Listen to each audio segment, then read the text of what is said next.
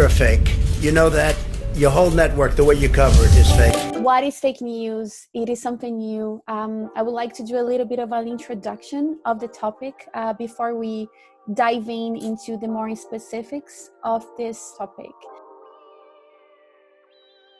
So the false information and fake news, as we know, has been more widely spread since the printer was invented in the 15th century. So this just to give us an idea how much this is not a new topic. It has been around for centuries. So there is some confusion between fake news, disinformation, misinformation. What we call fake news, it's usually what we say a news that it's fabricated. I like to explain what is misinformation, because misinformation is what you don't have the intention to share a false information, but we end up doing so. So you know, when you receive on your WhatsApp and you share information that you don't know it's false, this is misinformation. So when you have the intention to share or fabricate something false, this is when we call disinformation. The most dangerous thing about disinformation is that it's usually designed to harm. So you have to use some sort of strategies. So the first strategy that's being widely used is make it look very professional. And then you want to win the public opinion, right? When you win the public opinion to something that you want them to believe, it can go directly to your benefit. And then you have different tactics. And tactics is usually how will you spread your disinformation more widely to go very popular on social media. One of the first tactics is coordinated behavior.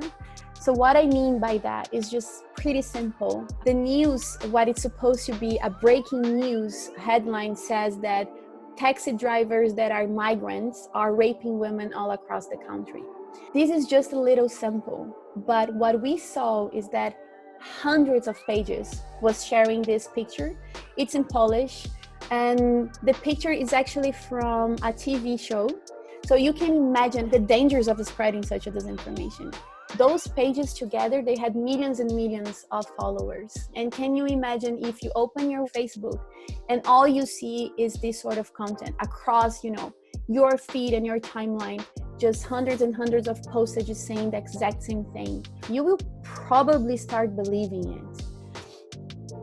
There are many other tactics. So you can have a fake profile with a fake picture, a fake name.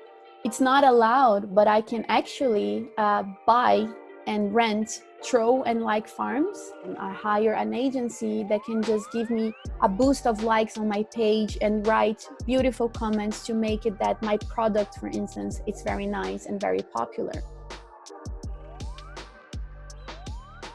So speaking a little bit more about the dangers of disinformation and talking a little bit the situation that we are now, right? So during the crisis of the COVID, this one is an example that Russia unleashed 500 lions to ensure people are staying indoors during the pandemic outbreak.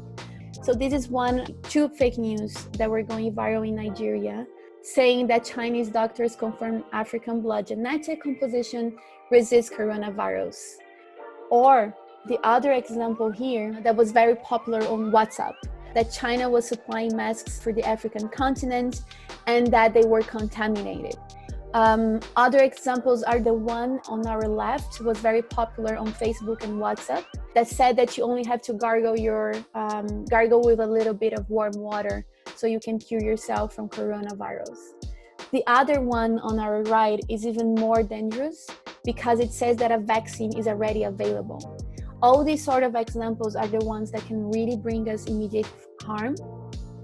The good news is that we can protect ourselves. I think first and foremost, guys, don't trust everything you see on social media. So what you see on social media, especially in times like this, that is saying a doctor said is created a cure for coronavirus, it's all been a lie, all these sort of things, think twice. before you believe and before you share. It seems like it's a huge problem, and I wish there was one single solution for fake news, disinformation overall, but there isn't. Many steps are needed. One of them is legislations. I actually believe that the social media platforms should be a bit more conscious and careful about what they put on and they allow on their platforms. So you have the legislations, you have the tech giants, and the third part is actually ourselves. It's on us. If we receive the information, it's our responsibility to check before we pass forward. So I think this is three pillars that are not limited to it, but I think they're the three important ones. So yeah, this is it.